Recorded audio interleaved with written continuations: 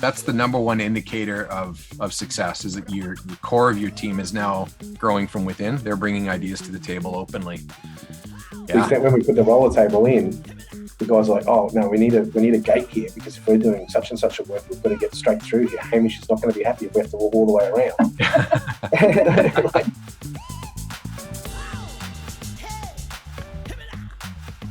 Christian and Hannah Simpkins from River City Joinery, sorry. no, you're right the first time. River City Cabinets. I had it right. Sorry. Been kind of a hectic Monday already. So Christian and Hannah, thanks for joining us. I know you're busy. Welcome to the Joinery Business Podcast. Thanks, Bruce. Thanks for having us. So we're going to have a little bit of fun today. We're going to talk a little bit about you guys as people and as business and just some general stuff. So what I'd really love it is if you guys could maybe just introduce yourself and let us know, who you are and where you're from, so that our audience listening can kind of get a bit of a feel for who we're talking to today. Okay. Well, my name is Christian. We run River City Cabinets. We've been, this is our 21st year in business. Do commercial joinery, mainly office fit out, some health clubs and medical kind of fit out. Tiny little bit of shop fitting, but it's mostly in the office sector that we do that work. That kind of sums it up quickly. And your better half is here, Christian, supporting you. Hello, I'm Hannah. And I'm Christian's wife, and I've been working full time in the business since 2008. So I had my own career before this, but we knew that at some point there would be a family. Hopefully we would start a family. So I left that and started working in the business, and we haven't looked back. It's been a fun journey, that's for sure. I love the way you use the word fun with a little bit of a smile on your face. Oh, look, every risk is worth it in the end. Yeah, absolutely. So, can you tell us a little bit about the history of how you got into business? Maybe starting with you, Christian. Like, every person that has a joinery business has a story. Like, how did you get here? What were the things, like when you left school? What is it that sort of led you on this path to decide to start this crazy business that you're running right now? I did my 4-year apprenticeship, and I wasn't far out of. I think I might have actually only done 3 years, to be honest with you. I wasn't far out of that, and I was doing a lot of quoting and some other stuff for quite a small business. And like, we were building the business, and I think it got to the point where I think my boss, it was getting a little bit big, and he wanted to kind of just do his own thing by himself. So he essentially closed up and then just went and did stuff by himself. So yeah.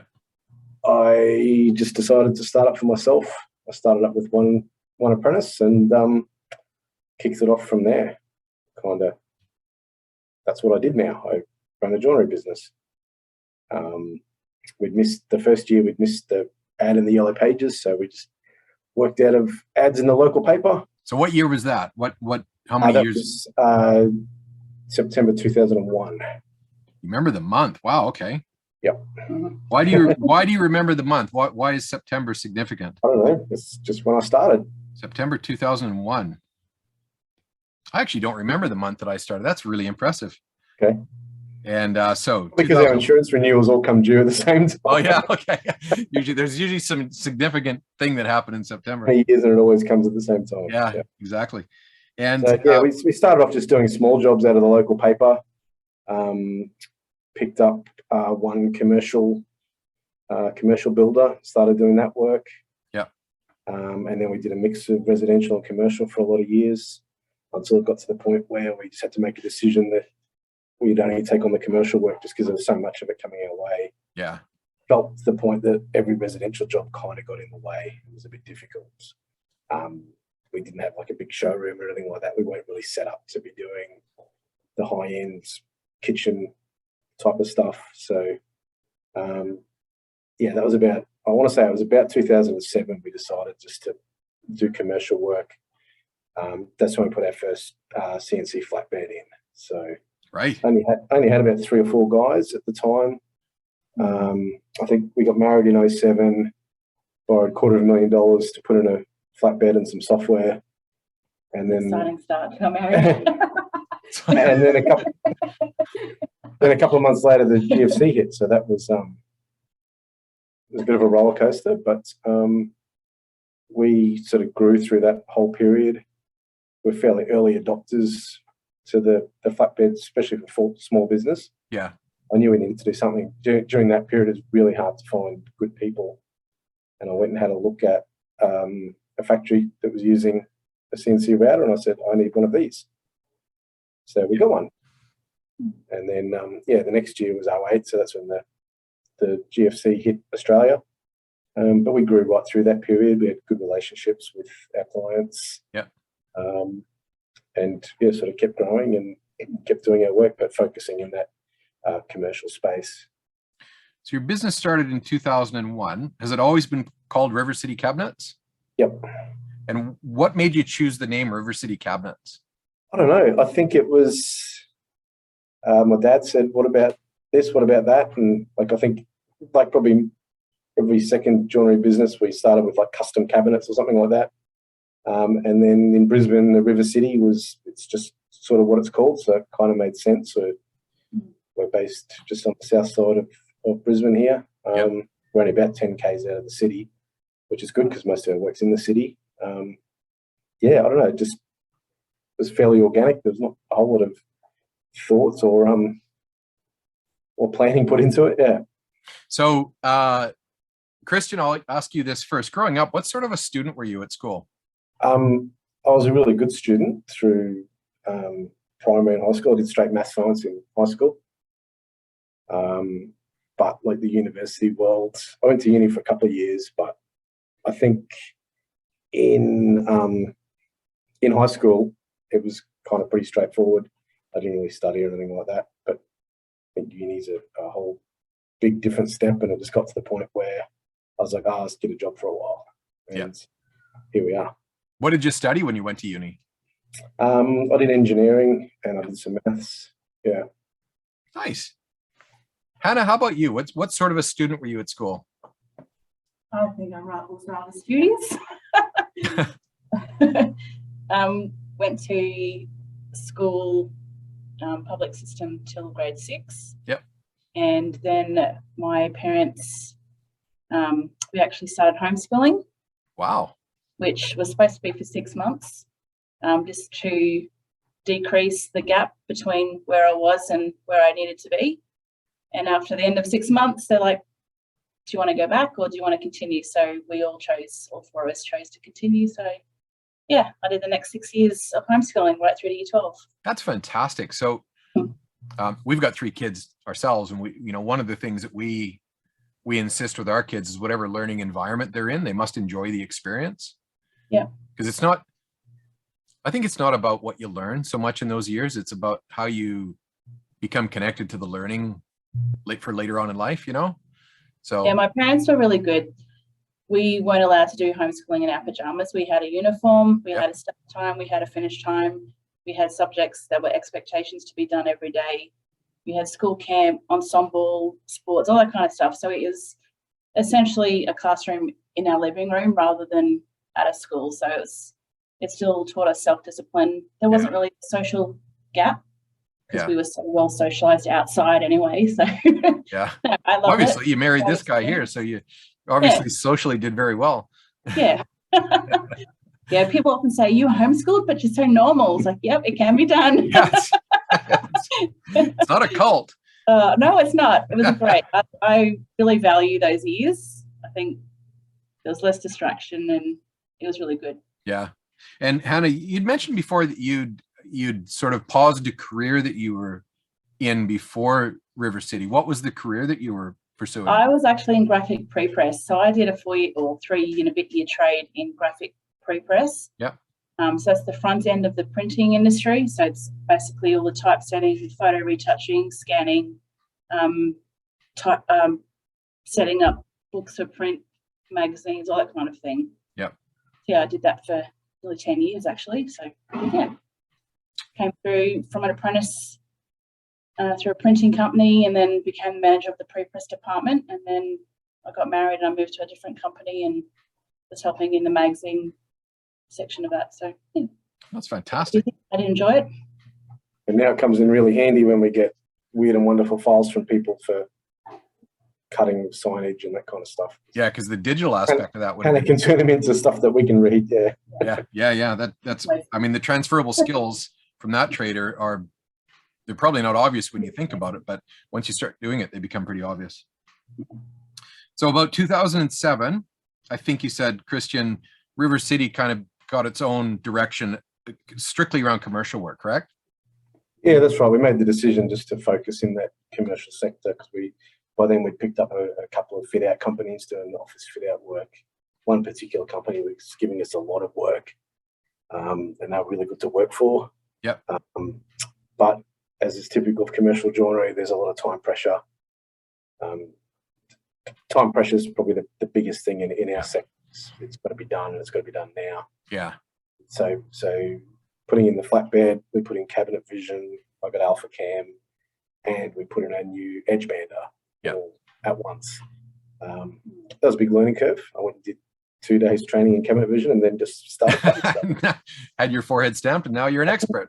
That's right. Yeah, pretty much. Yeah, and that really changed the way we did things. It gave us more opportunities too, especially with what we do, to be able to cut weird and wonderful things that other people necessarily couldn't have done, and gave us the ability to push out so much more work. Yeah. By buying the flatbed, we moved into the end of the same building we were in, but we took the whole end of the building. And then a few years later, we took another shed out on the same block of land, but just an additional shed. And that's where we put board racks and still lay a board in that shed. Yeah. And it got to the point in 2015 that we moved into this premises where we are now, and built our second CNC, which was our first one was like a 2700 by 1200 bed, which became problematic for the big commercial sheets being 1800 wide. Yeah, too much cutting on the panel saw for those things. Yeah, so we put in a 3618 with a full label line and off feed and everything. Yeah. So here's a bit of a bouncer for you, Christian. If you weren't running River City Cabinets right now, what would you be doing in life? I have no idea. Maybe something. Well, I do a lot of audio stuff, so maybe something in the audio world. I've got some kind of certificate, something in audio engineering. Yep. I'm a musician, but it's hard to pay the bills with music and that kind of stuff. I did work for a production company doing like weekend stuff for a reasonable period as well. So this is cool. I've just learned something about you that I didn't know. You're a musician. What instruments do you play? I'm a bass player. I can play guitar. I can play a bit of piano, but I'm essentially a bass player that can play guitar, not a guitarist that can play bass. So you're like a Paul McCartney. Well, yeah, I don't know if I'll go that far. Yeah. But yes, no, I've played guitar most of my life, and I started playing bass in high school, and then I've played bass in bands ever since then. Yep. Wow, that's really cool. I didn't know that about you. We have similar interests, except I'm a drummer, so I'm not sure if I can, I can pick up. They say drummers just hang around with musicians. Yeah, that's right. That's why I don't say it too openly. I'm learning the drums, so we appreciate drumming. Just behind us here, there's a guy that's playing the drums, learning to play the drums. So on the weekends at about 9 o'clock in the morning, he starts bashing away. So I automatically have patience for it because I can relate. Yeah. Yes.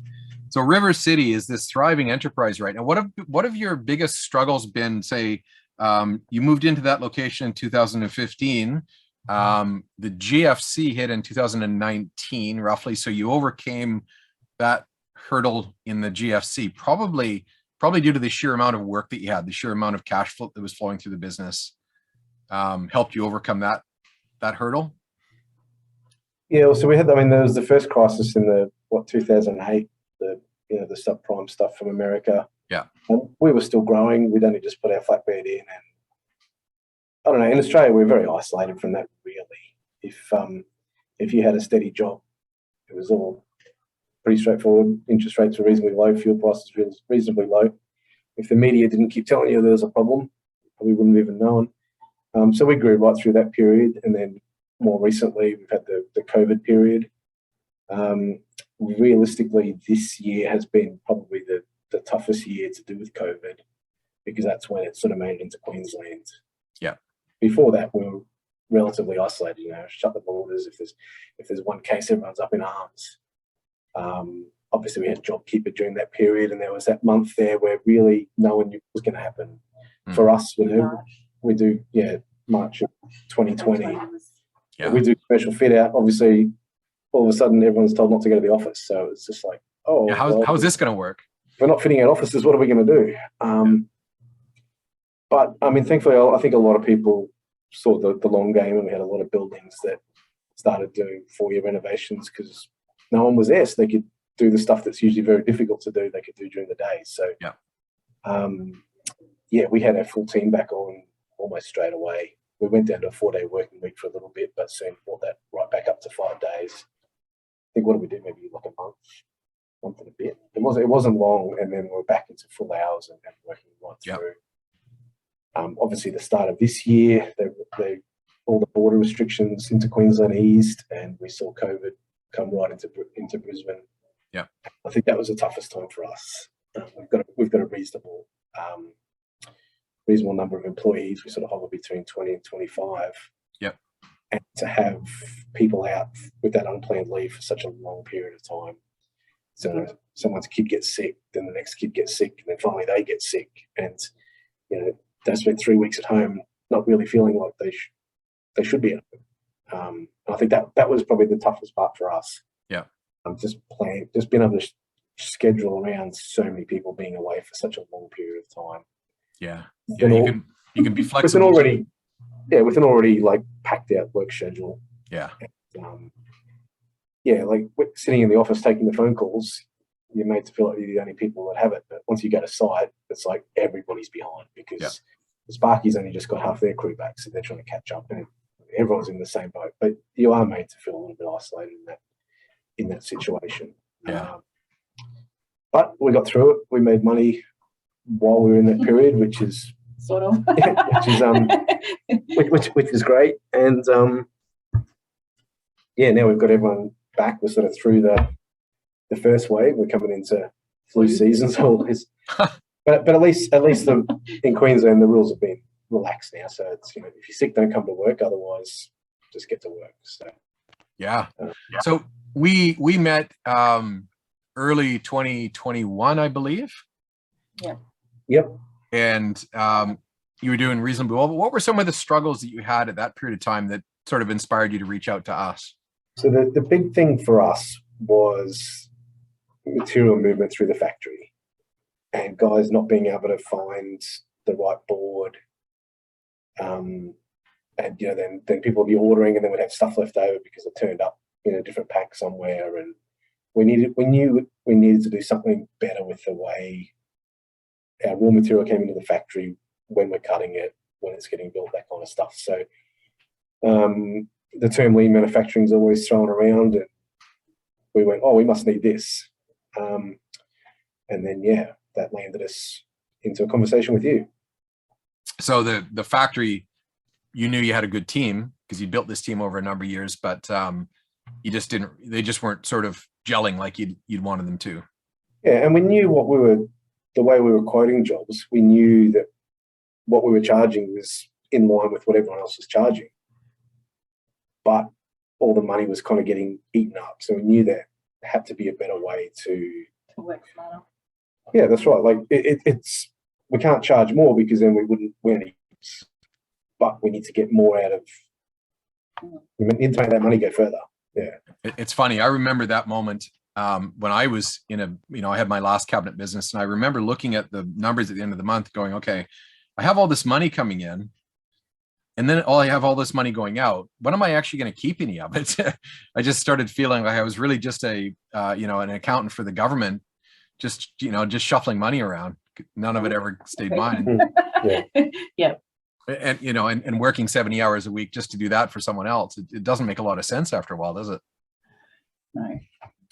So what over the last year of you working really hard on your business to change things up, what are maybe the top 3 things if someone is listening to this right now that is sort of feeling like you were about a year and a half ago, where you just need to get some better efficiencies in your factory and the business results aren't there? What are the 3 things that you would say over the last year you've really made a significant difference in your business life in? Yeah, so when we signed up with the Joinery Coach GPS program, I promised Hannah that I'd be open to every idea that was presented. Sometimes it's like, oh, I've done it for 20 years. It's a bit of a hard nut sometimes. We're just going to keep doing it. Imagine that. Someone stubborn in the joinery industry. Yeah. To the extent, to the extent we did some demos on some different software packages before deciding to keep what we had, and we added in the Monday.com platform for all our scheduling, which has worked really good, but always open to hear stuff. And some of that, like, you present an idea and straight away we're just like, no, that doesn't seem like that'd be for us, and it takes time to gel. But one of the biggest things has been small batch size. That's not just cutting small batch size on the CNC, but treating the whole job as a number of small jobs, literally right from the drafting stage. It's made such a difference through the whole process, where we take a 200 grand job and call it 37, 10 grand jobs. Yeah. That math didn't quite work out, but you know what I'm trying to say. I got you. Yeah. You did maths at university, right? That's right. Yeah. That's how I know it didn't work. Yeah. But I mean, in one of our very initial conversations, you said to me, it will get to the point where it looks like not much is ever happening in the factory. And we've got to that point. What gets cut today gets built tomorrow. What gets built today is ready for dispatch tomorrow. So there's no piles of board. Well, sorry, there's piles of board waiting to be cut, like as we bought stuff. But usually what comes in is then getting cut, then getting assembled, and then going out. So we've got that flow happening where there's not carts full of cut parts stacking. It's really assembly's looking for that stuff to be cut today, so they've got it for tomorrow. That kind of stuff. And just seeing that flow all the way from the office, because in the past we'd get a whole job ready and then send it to the floor, where now we're sending, we just work out what needs to happen prior to, in which order, what needs to be prioritized, and that's all they have to work on. And I know I had to run a couple of jobs myself recently, and looking at a job going, actually, all I need to worry about right now is the J4 kitchen. Yeah. I don't have to worry about anything else. Tomorrow I can worry about you can't do everything right now. Just do that thing. And it just gives you that focus, and you can just do that properly. You can make sure it's right. You can send it to the floor, order the materials, tick it off, and in Monday.com we hit complete. It gives you a little confetti thing, and off you go. Nice. So I think for us, that's been the biggest thing. So you've created flow, and you can actually see the flow. You know what you're looking for now. Yeah. And, right at the start, right from having my first flatbed, we were always taught about optimization. You can save so much board by. Yeah. So all of a sudden you're trying to squeeze this job all together onto 60 sheets or something. But now we don't worry about that anymore, because all their materials have gone up. Whiteboard's still very cheap compared to the cost of labor.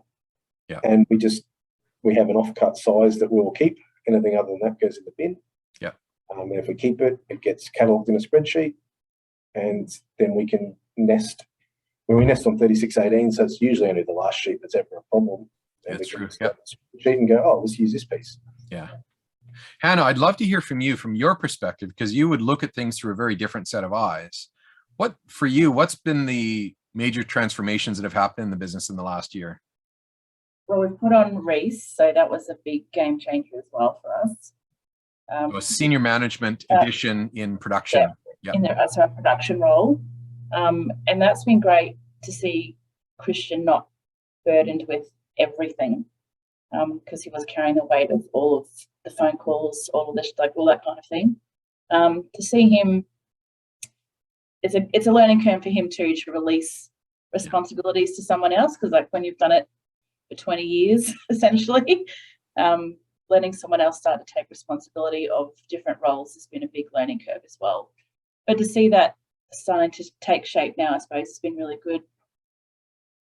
And like having an understanding of, if a job comes in on this day, it needs this amount of time to get done. Yeah. You know, and I think that's been really good to see evolve as production schedules, and everyone's not so frantic trying to get all the jobs done. Because you can see stress on people, and we don't like to. We want people to enjoy to come to work. Yeah. We don't want people to have to. We want them to be happy to come here. So I think that's been good to see. Everyone. That's the other thing too. Like the guys have taken ownership on the floor as well. So to see them enthusiastic about making the changes and coming up with ideas of what they can do or what they can see from their perspective. Yeah. That's been good as well. Gives everyone a bit of ownership over what they actually do and what they bring to our team, which is what we want. So we've created flow in the production. We've built your business from the top down. So senior management having that major impact at the top, which sounds to me like has made the engagement at the lower levels of the business or the main heart of the business much easier, because you've got that team that drives that engagement. Yeah. I think one of the best things we did when we started this process was just say to everybody, this is what we're doing. We're signing up with the joinery coach. Yeah. They've got a lot of expertise in this, and we're going to take some advice from them and roll out some changes. And, you know, that was probably a couple of months before we made any really big changes. So people had time to know that changes were coming. Yeah. And when we made the first changes, we did stuff, you know, you talk about the low hanging fruit, like it was easy changes, but it made huge benefits to the team. So all of a sudden they could see straight away, actually, this is going well. Yeah. So when we came to them about rearranging the factory, we did a floor plan and then, you know, cut out some benches and stuff so they could, you know, all of a sudden everyone was really keen to be part of that process and have their say and how they think the flow could be, and what better than getting feedback from the guys that are actually going to be using it. Yeah. Yeah. So you guys are just such a great case study in how to make something work. You're not approaching it thinking that exactly how the advice is going to be given is exactly how you're going to implement it. You've taken it on and molded it into what will work for your business and crafted it into the thing that you're going to make work. But you've also made sure that your team is so directly connected to all of this. Otherwise, like if you try and do it all yourself, as you already know, Christian, it's just going to be the weight on your shoulders. I remember saying that to you, and I think it was like the very first meeting where you work with my team, because I don't want to have to do it by myself. And yeah, I mean, the calls we do with Hamish in the factory flow side of it, you know, he does that with our production manager and our factory foreman. So they're hearing the ideas and the recommendations firsthand from him. Yeah. And they can push back with their own questions. Like, oh, well, why? Or, you know, how does this benefit us or whatever? Yeah. And Hamish is great at saying, well, you know, what obstacles do you see in the way of you actually doing this? And then he can sort of talk around that and say, well, actually, in our experience, that hasn't been the case, or whatever it might be. Yeah. So that's worked really well, having like those guys directly involved in the processes that affect them. So when it goes to the floor, you know, my factory foreman's already championing it, because he was right there at the start. Such an important thing, isn't it, to get your senior teams to champion this, because they're going to drive the change internally within your business. I mean, we already know this is going to work if you do it, but getting your team to do it is really the challenge. So your senior or your production managers have become the champion, which has driven the results. Yeah, really cool. I know that everybody through COVID, particularly in the last 18 months, has had varying levels of, let's say, financial results, because there's just been so much upheaval and so much chaos. Are you a little bit surprised at how well you've done towards the end of this financial year? Yeah, well, we put in a lot of work. Well, no, like I think, especially the second half of last year, when we started really implementing the stuff that we'd be doing with yourself and Hamish in the factory. Like we spent, proper money in the factory to rearrange stuff, change the racking, putting stuff on the tables to feed stuff from the flatbed to the edge bander. Went to a pallet system. Like there was, and not to mention, I keep saying every time I see Hamish, we've got a skip that you could park a semi-trailer in and fill it up with just board. He's still twitching about it. Right. But here we are a year down the track, and we have we call it a 3-month off-cut, but it's really about 3 weeks that it gets cycled through. Yeah. And everything else just goes into the bin. Like there's just no big piles of board left over. So yeah, the first 6 months we put a lot of time in, and I think the last 6 months we've kind of got the benefit from that and been really, working hard on those efficiencies. In the year before, like in the COVID proper area with JobKeeper, it was hard to make those numbers mean anything because fit out world, they'd come in there like, we know you got JobKeeper, this is the price you have to do the job for. If you don't want to do it, someone else will do it, kind of thing. So there's a lot of discounting going on. We use that to, we built a relationship during that period with clients that we're still working for today. And once it's not really what JobKeeper was meant for, but that's how it ended up being used up here. Yeah. But it got to the period where that had finished, and we were able to say, well, there's no JobKeeper, there's no more heavy discounting. Let's work together to get to the price that you need it to be at. Yeah. Yeah. And to your credit, you've also worked really, really hard on making sure the financial security of the business is really solid, because like a lot of joinery business owners, analyzing finances, analyzing the numbers, crunching numbers, it's a little bit of a foreign concept for a lot of people. But over the last 12 to roughly 18 months, we've had a really good, made some really good progress on getting that really clear for you, haven't we? Yeah, I think just from our point of view, knowing sort of what we should be looking at, and being able to track those the labour percentages against turnover and sort of have an idea of what we're targeting. Yeah. We're always going to have expenses, but if we can get our labour and our materials on track, and then how that relates back to the way we're estimating, it certainly has an impact to track kind of stuff. Plays a major role in your success if you can get those two cost centers under control. Yeah, let's see. I mean, the numbers don't lie at the end of the day, do they? So as sensible as it is, sometimes looking at the numbers, if it's not going the right way. Well, I remember the look on your face. It must have been about a month and a half ago. We were doing a bit of a profit analysis, and you were pleasantly surprised at how the numbers were crunched and how they looked, because you had a target that I don't think you were 100% confident at the beginning of the year you're going to hit, and I think we're exceeding it now. So that was correct. For me, it was a wonderful thing to see, because once you exceed those, like you say, the numbers don't lie. And once some of the other analysis that happen in a business can sometimes be a little gray, the production efficiencies and those sorts of things. But once you actually see it on your balance, your number sheet, then it's unequivocal. It's actually happening. It's sort of like that payoff. Those months leading up to Easter, where the COVID was pretty large in Brisbane, and we had a lot of people away. We were just like, if we hadn't made these changes last year and introduced these efficiencies and the different way we're doing things, we wouldn't have had a chance of getting out the work that we still managed to get out. So I think for that was a big eye opener for everybody, really, that we were still able to get so much work out the door. Yeah, it's been really wonderful to see the progress. I think for me, the biggest benefit, the biggest positive from how you approach things is, as you just said, you don't really hesitate. You just take on the idea and apply it, or you reject it. Taking on an idea doesn't necessarily mean you just do it. But if you take it on, analyze it, you can reject it. It's fine. But you don't reject it just because it's a new idea. That's, I guess, my point, that it's considered, and dealt with on its merits, basically. For example, you have a roller system that we talked about, and you eventually adapted a roller system from your edge bander to your CNC, which took a little bit of planning, a little bit of tweaking and adjusting, but it's eventually had a pretty major benefit, I suspect.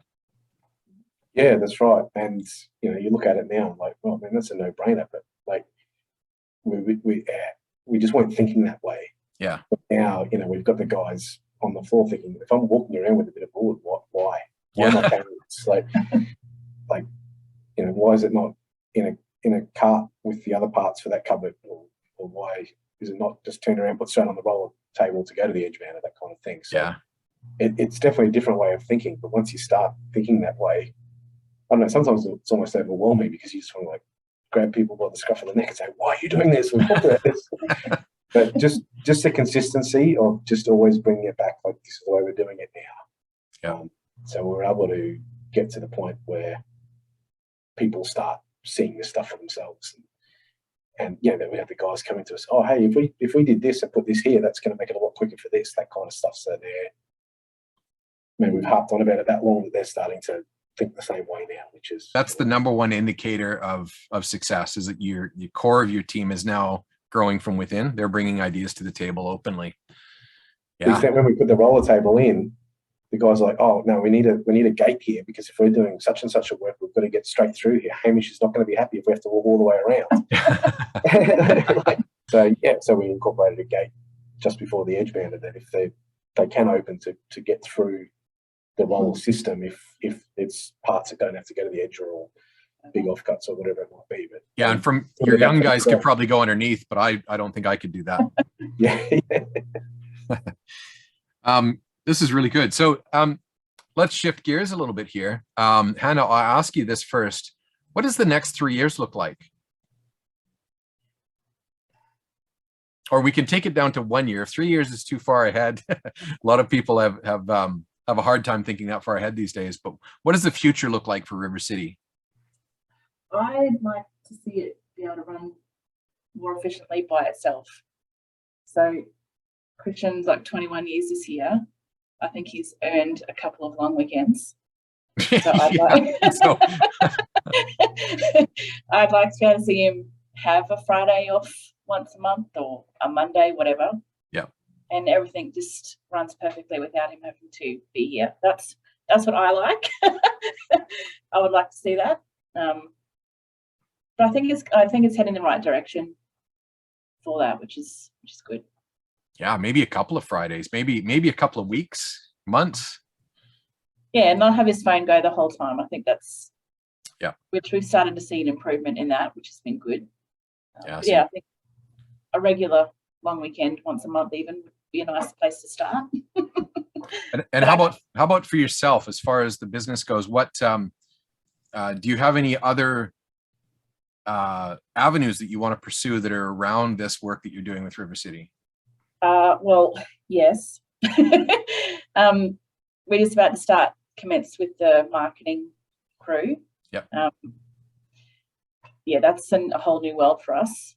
Outside of the Yellow Pages, we've not really done anything. So getting our head around what that looks like. I'm actually really excited about it. I think it's going to be a good next step. Plus, I'd like to see a few more online things with our HR policies and all that kind of thing. Like we've got a stack of policies and procedures, but I'd like to see that collated and easy, accessible to all the guys as well. Yeah. So, it's something we'll work towards in the next 12 months. All of these are steps we're already sort of taking. So that's good to see. The future that you're looking for is actually, we're already gaining momentum towards it. Yeah. How about yourself, Christian? How would you describe the future for River City? More of the same, but better.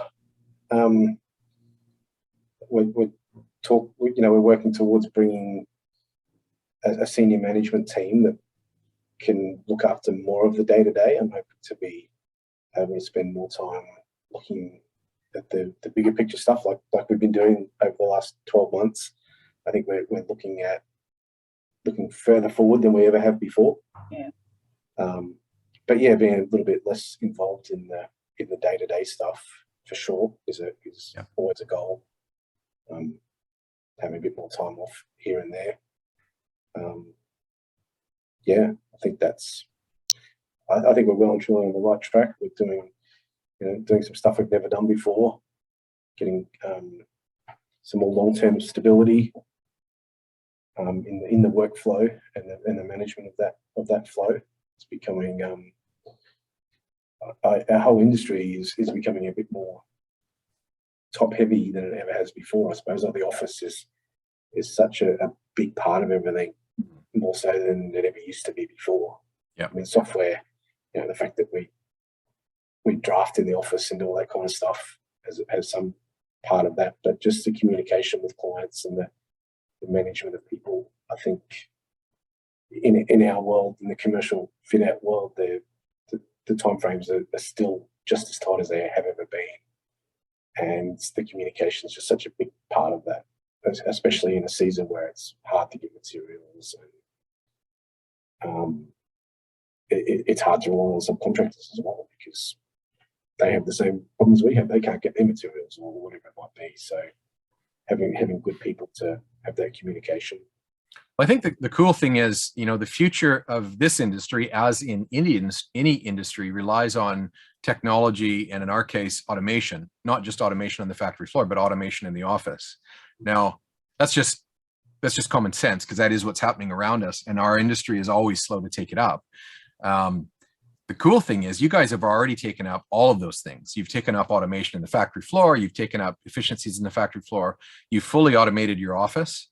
So you've got your business management system and you've got all of that automated and digital, which is really cool. So you're set up for the future of the industry, whereas a lot of people are still way behind, and that's to your massive credit. So I want to just take an opportunity to congratulate you, because there's so many businesses, as you know, that we talk to, whether they join our program or whether they don't. We have conversation in this industry, you know, hundreds and hundreds of people every year. And the biggest problem really is a lot of people are still stuck in the way we've been doing things for 30 years is the way we're going to keep doing them because we've done it that way for so many years. And you've, some of the things that you've done in the past, you hang on to because they're good, but you're so open to making changes that are going to benefit without those chains that hold you back. So congratulations on putting yourself in this position, because it sets you guys up for the future success you're going to see.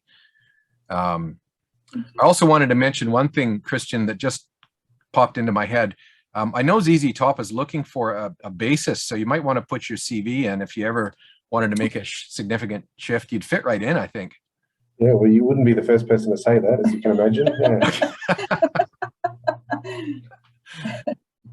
Yeah. Look, I'll also just say it's just a pleasure working with you guys, and it's a pleasure to see the success you're having, because Hannah, you're right. The amount of work that's been put into this you can't really measure it. No. You can measure it by gray hairs, but we don't want to do that. Well, I bet there's not much left. And you know, you certainly, I think it's true that you don't start a business to take your life away from you. That's not why we have a business, right? So you guys are well and truly on the path to getting the life that you probably envisioned the business would give you, actually giving it to you. So that's fun to watch, and it's fun to be a part of. So thanks for doing this. Now, one thing I would want to do is just give you this opportunity to talk about how people can contact you. If you are a client, like your typical client is a builder that works in the commercial sector, could you maybe just describe who that person or that business would be, Christian? So Yeah, most of our clients would be running a like office fit out company. Yep. Or building like medical centers, childcares, dental fit out, that kind of stuff. Right. So we work for some, you know, small guys, and we work for some, you know, national and multinational companies. So yeah, I mean, we like the medical fit out, we like childcare fit out, you know, stuff with a lot of cupboards in it. But we also do, you know, foyer refurbs and lift lobbies and that kind of stuff in the city as well. So yeah, yeah, essentially commercial joinery is what we do. And email is our main form of contact these days. And your email is? So info@rivercitycabinets.com.au. Estimating inquiries can go to estimating@rivercitycabinets.com.au. Yep.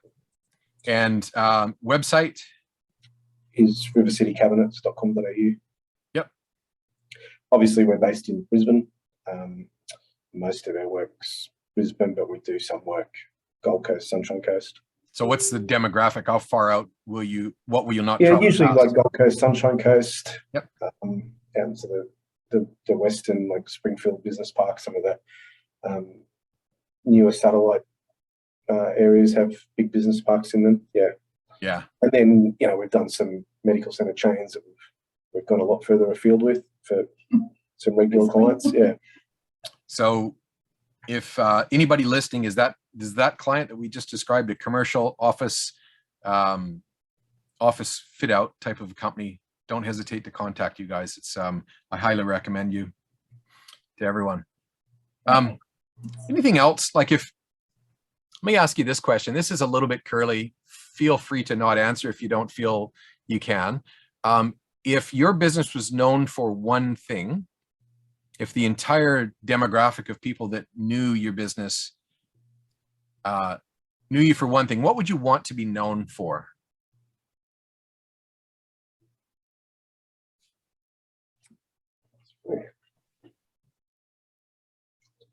Like, I'd like to say integrity. Like, we always try and do what we say we're going to do. Yeah.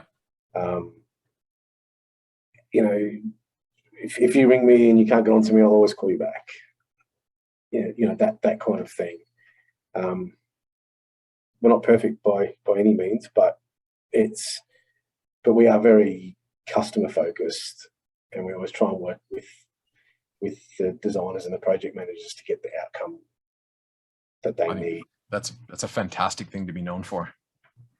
Often it's not necessarily at the original price they were going for, but we're always trying to work with them to bring the price to where it needs to be.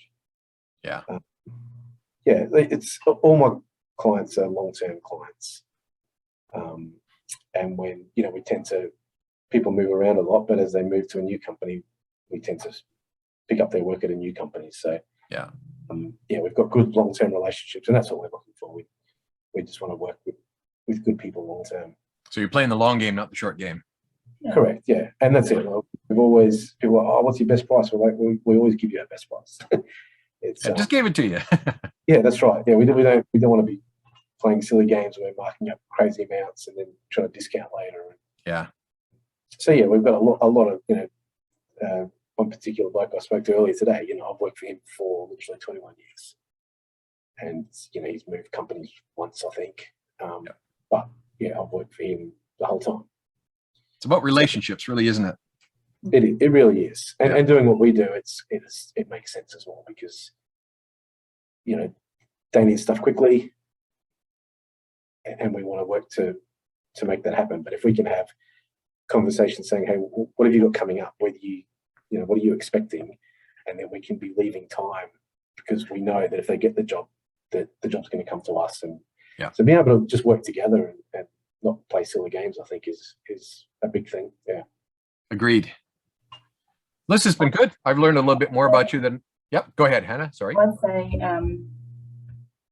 a great team to work with and a phenomenal result. Yeah. Again, for as well. Great team to work for. Yeah. Great team to work for and with. Like, we've got long-term clients, but we've also got long-term employees. Yeah, you do. Yeah.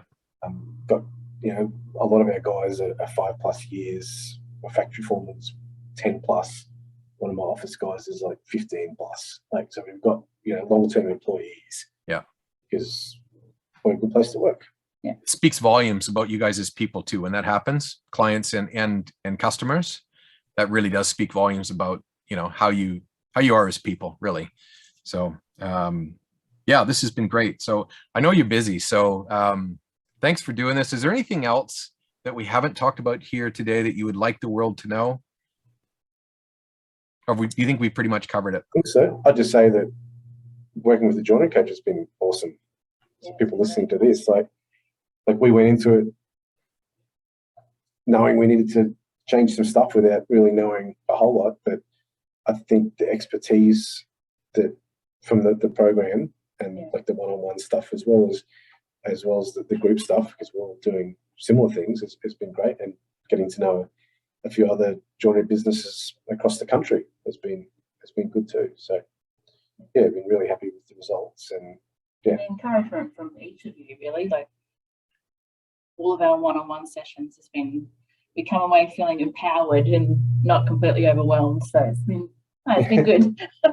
That's so good to hear. And that's, that's what we can't do it unless you engage. So it's a two-way street, truly.